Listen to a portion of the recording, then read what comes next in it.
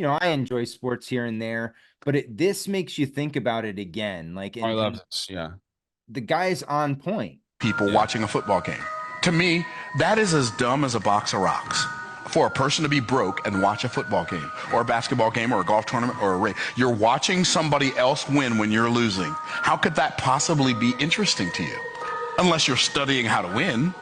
And then you're delusional enough to call those people on that team your team. They might be your team, but you ain't their team. Is that too tough? Am I swinging too hard first thing in the morning? Myron, don't you want to see them? No, I don't want to see them. I want to be them. I want somebody watching me play games for money on TV. That's what I want. I'm broke and I want to watch somebody get paid $30,000 to play a game, and I'm broke trying to figure out how to pay my light bill. But I'm getting excited because my team won. No, you are making your team lose because your real team is your family. Yeah. Yeah, it's on point, dude. We actually mentioned that on this week's episode of Cunt. Oh, I missed that. I missed Yeah. that segment.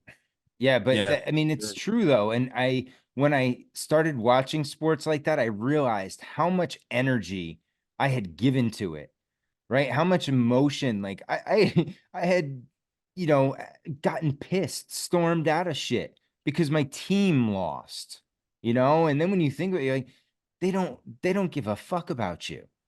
They don't care about you, and you're investing your emotions into this, and like not only your time, your effort, money. A lot of times, I mean, going to games, how much that costs, forget about it. Well, I'm actually curious too, and this is where Alex can come in because I bet a lot on all kinds of sports, things that I probably shouldn't even bet on in the first place because I'm not educated enough to bet on them. But we're not just investing these days. Emotions aren't enough. You're investing your hard-earned money, and that is mainstream to invest your money. DraftKings sponsors every damn sport. If it's not DraftKings, it's FanDuel. So where does that come in, Alex? I'm curious what you think, man. Like, I know you're really into your religion, which is Christianity and all this stuff. I don't know if it's Catholicism or Christianity. We never really talk about this, but um like how does it fit in with your life and like your beliefs and stuff? Well, they certainly don't, to be honest. It's hard to fit in your your love for sports into, your religion. But you see it with all the athletes as well. So many athletes will win a game, win a championship, and the first thing they do is give glory to God. Right. So I do align with a lot of the athletes, and that's where the love for sports does come in, where you find, you know, you just become a fan of an athlete, and whether it's just what their beliefs are, how they play, and whatnot. But that's usually what brings people into the sport. And it's hard, and we see it with UFC every weekend as well. And there's actually a trend, when they give glory to God at the end, they typically lose their next fight because Dana White's not a fan of that. Yeah. But yeah, Super Bowl 58. I got a lot to cover with you guys. I could try to make it as short and sweet as possible. But after doing this research, my entire pick has changed, and I think I got the winner. I think I got a couple side bets as well. But Taylor Swift is in a major theme in what I'm about to cover. So I don't know where you guys are at and what you guys covered so far, but there's a lot of mainstream theories going around now, and I would like to cover one of them. So I seen a video a couple days ago, crazy amount of views, millions, millions. I want to say it was at least 10 million views on this video. And the man was preaching. They were in a podcast. The man was preaching, I have the script for the Super Bowl. I got the script. You got to hear this. So the Chiefs are going to win. He gave a score. It's irrelevant.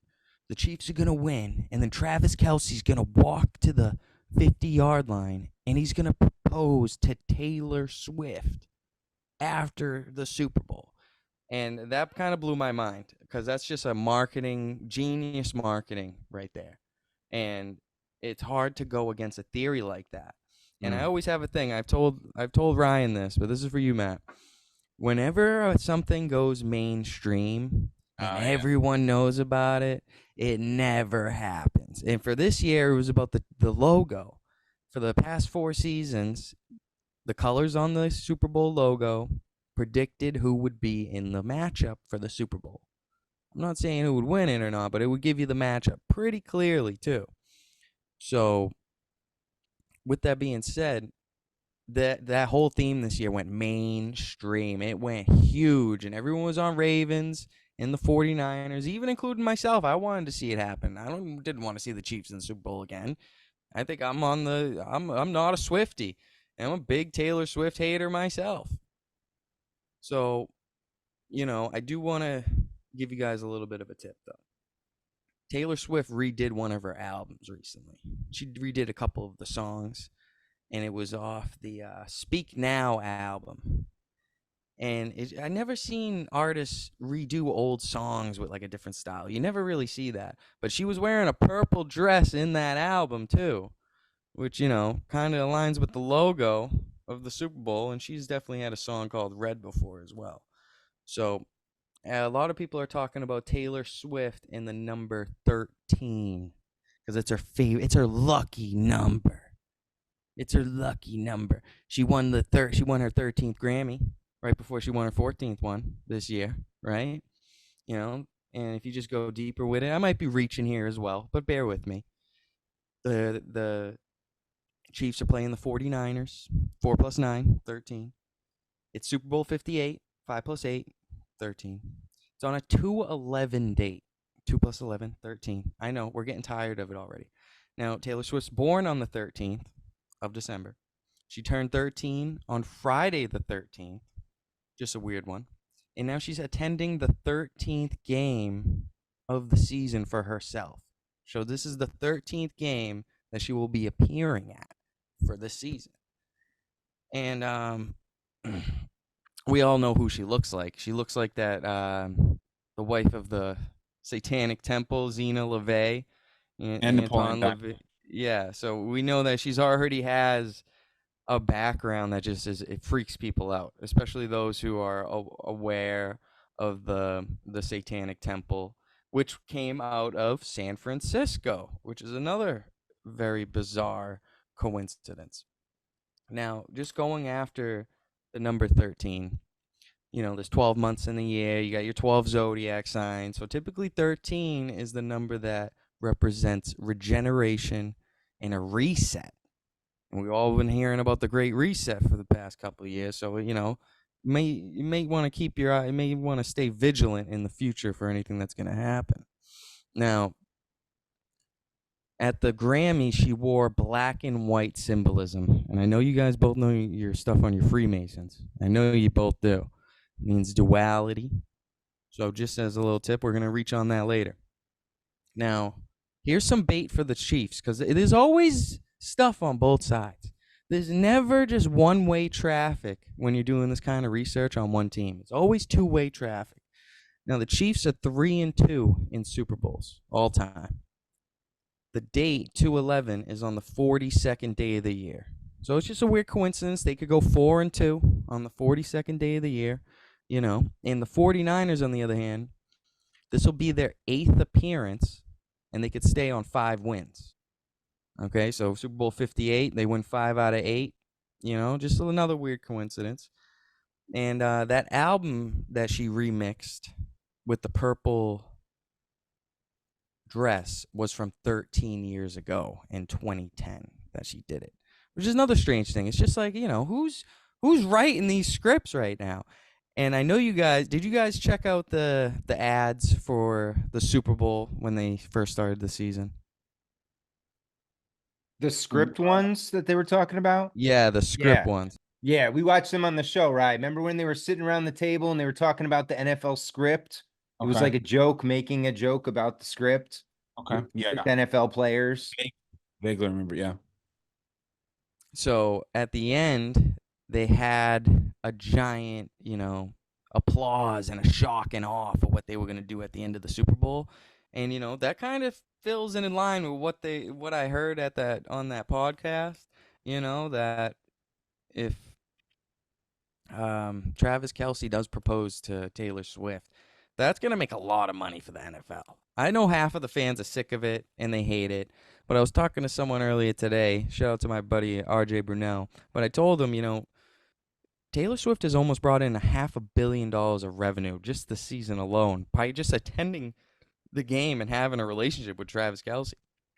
That's massive money, whether it's content, ratings, mostly merchandise. That's what the NFL wants to do. So that's what my original theory was. I was leaning the Chiefs, especially after hearing that. It's hard to go against a massive marketing ploy like that. And especially since I see a lot of people just hating on it. A lot of people saying, I really don't want to see the Chiefs win. You don't want to typically bet with your heart here. And it makes sense. But, I also want to play a little bit of devil's advocate. Couldn't Travis Kelce still propose even if they lose? Couldn't they still get 2 birds, 1 stone there kind of thing? Like, hey, Taylor, I didn't win the ring, but would you make me a happy man and let me give you a ring? Type of thing. So She's going to break up with him and write a hate song about him after that one. Dude, I saw the best meme. It was like her whispering in his ear after they got to the Super Bowl. And it's just her with her big teeth just sitting whispering in his ear and he's smiling. And it says, I'm going to give you the teethiest head later on. I thought that was so good, dude. It's so nasty, though. It might even be more viral if she says no. Hey, hold on. Check this out. Speaking of Super Bowl, let's skip to the last page. I've taken the liberty of writing something spectacular. Wait for it. Wait for it. And... I did not see this coming. I know. Just think of the memes. Just think of the memes. You can't make this stuff up. That's Swift and Kelce. Damn. Yeah, think of the memes will be if she says no in the middle of the field to Travis after he loses the Super Bowl. That would be wild. Oh, that would be great. So on the other end, I just wanna switch gears a little bit. On the other end, we covered a lot of those 13 numbers and how that's Taylor's lucky number. Who on the San Francisco 49ers wears number 13? You guys know? Not a clue. It's Brock Purdy, baby, the QB out of all people. And that was kind of a red flag for me. Now, I did find another bizarre coincidence. Taylor Swift isn't fucking Brock Purdy, is she? Someone said, watch him lose and switch teams or something. I guess you never know these days. Think of the memes, you know what I mean? Think of the memes. Right. Or goes with Mahomes' brother. Oh.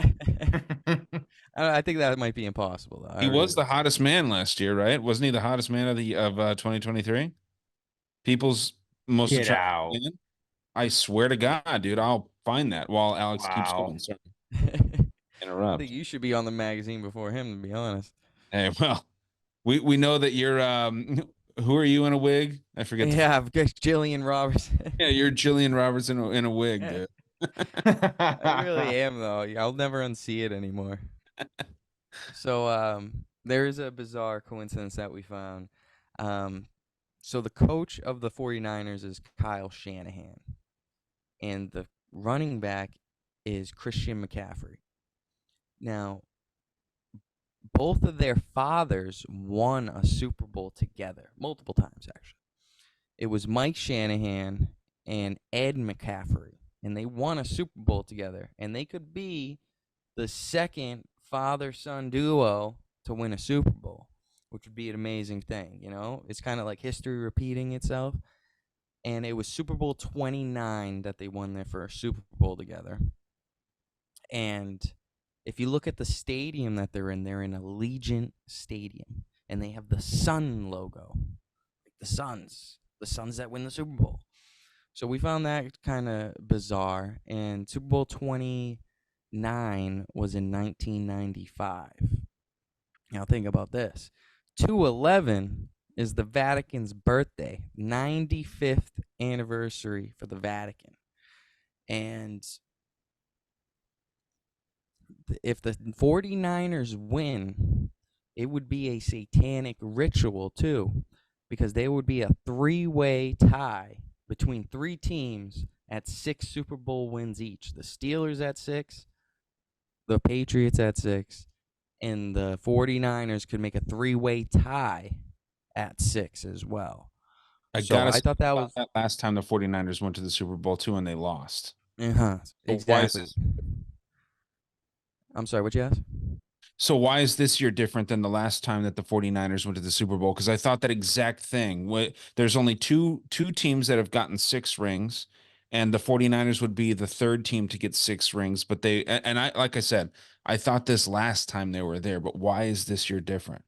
Okay, I guess we could get into that too. So let's see here. So this year, not to get into a little bit of astrology, guys. I'm not one of those guys, all right? But let's just cover it. This year was a big year for Venus as a planet. It completed its 8-year cycle. 8-year cycle, and it began anew. And its 8-year cycle was completed on August 13, written 8/13. And this was 183 days before the Super Bowl, which is a strange coincidence. You know what I mean? 8/13, 183 days before the Super Bowl. Kind of what are the odds, kind of thing. Now, just so happens that the route that Venus takes around the Earth is in shape of a pentagram, which we all know is a pure satanic symbol. Especially if you shape it with the point heading downward. So it's a 5-pointed star path, and it's an 8-year cycle. Super Bowl 58. Ooh.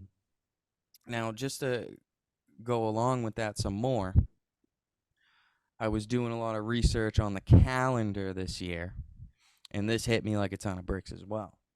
On how the calendar shouldn't be where it is, and why the Romans, picked each month and what they worship for the month. So April is all for Venus, and it starts on 4/1, April 1st, and they worship Venus throughout the year or the month.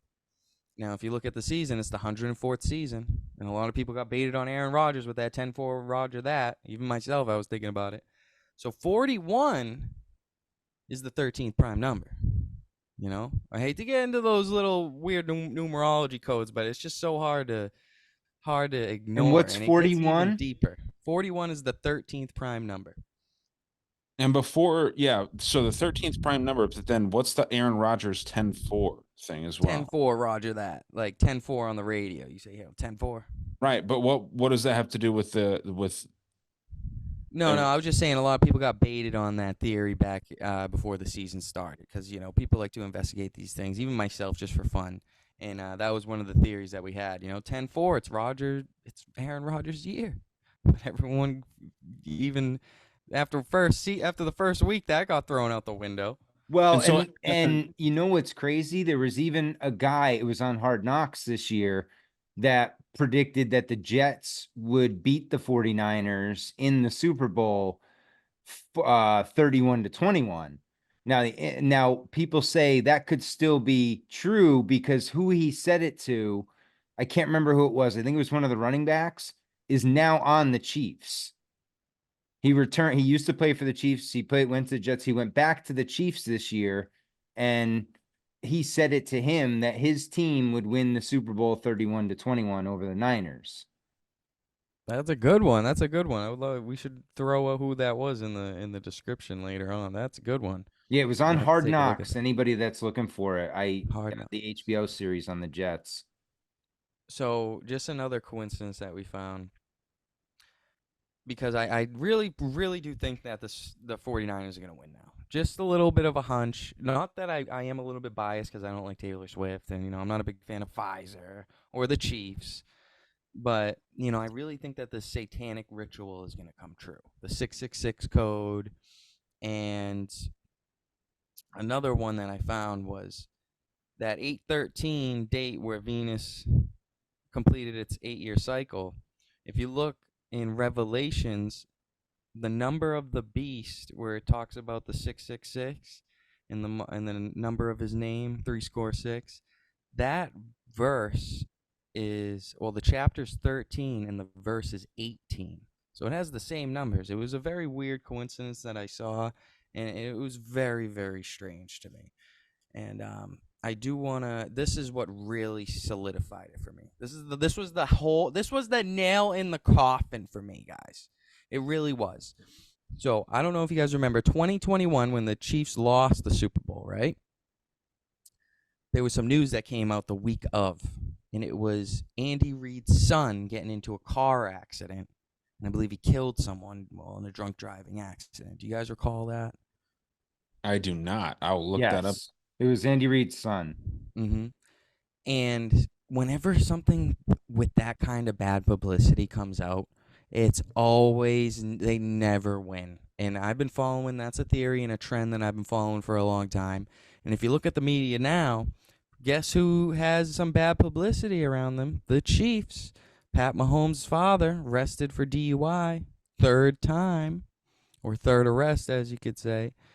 And, that's a huge red flag for me. I don't bet on the bad publicity because it just never looks good. It's bad for business. It's a horrible look. So the fact that they didn't even hide that and they want everyone to know about it is a huge red flag. Definitely another sign to go with the 49ers. And another sign is that they opened up as the favorite. I'll tell you one thing. With all these theories of, Kelsey marrying Taylor Swift, you would have thought the Chiefs would have been the -3, -2 favorite. But it's the other way around. The Niners were set as the favorite. And from all I see, all the action I see, all the money right now is pouring in on the Chiefs at dog money. So I really do predict that line swapping. And the Niners ended up closing as the dog by game time. But or at least I see it closing at even odds. Perfect even Probably Steven closer to pick. pick 'em, huh? Yeah. And I do have some other extra stats just to poke a needle at you. The Niners got the white jerseys, and I want to say out of about 50, 55 Super Bowls, the white jerseys won about 37 out of 55. So there's a good stat for you. And I got another good stat.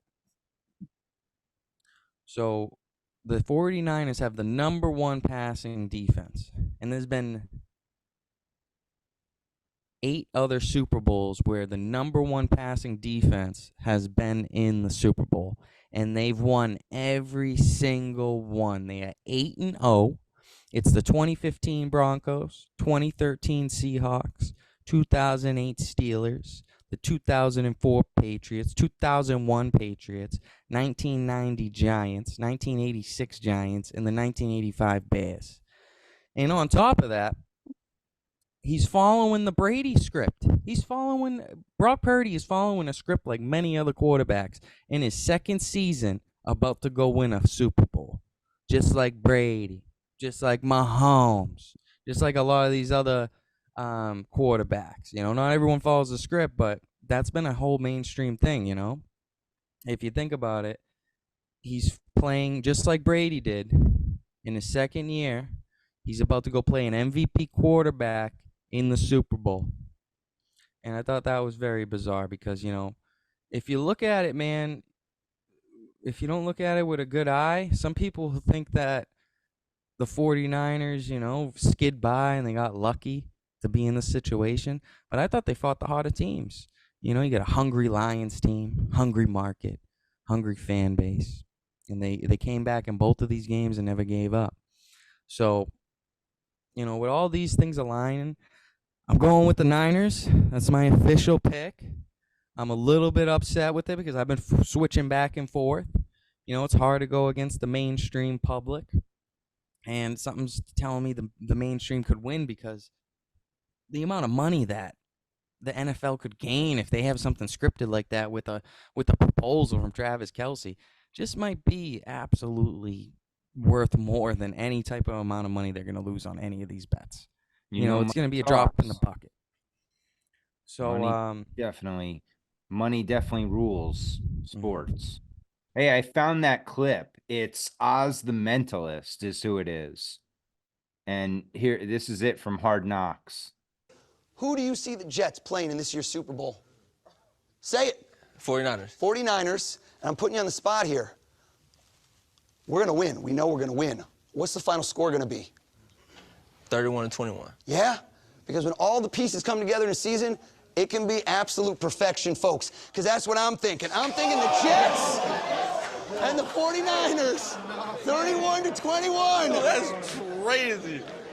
Got a crystal ball in So he's talking to Mecole Hardman, who's now on the Chiefs.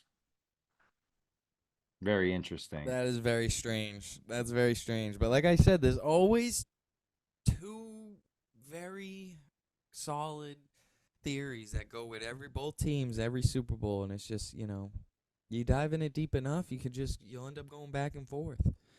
Well, But, let's go gun to head. okay. And this is just for fun.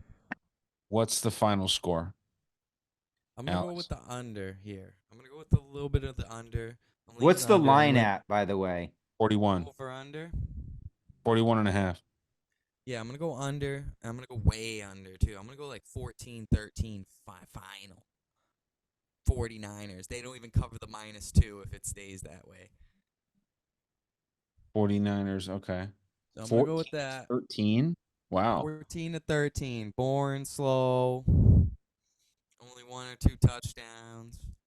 Oh, I'm sorry. It's 47. 47 and a half now. Oh, I'm going way under that. Way under.